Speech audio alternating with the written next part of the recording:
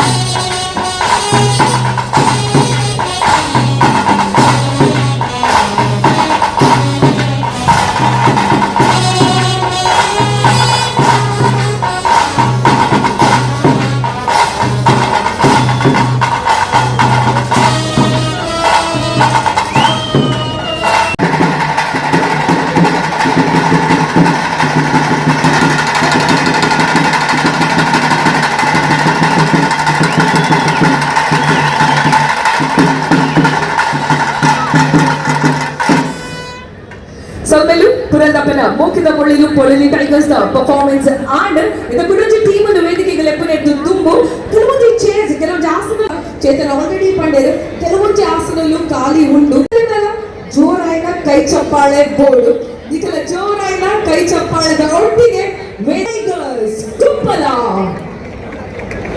ಕೈ ಚಪ್ಪಾಳೆ ಜೋರಾದ ಬೋರ್ಡು SKB ಟೈಗರ್ಸ್ ಕುಪ್ಪಲ.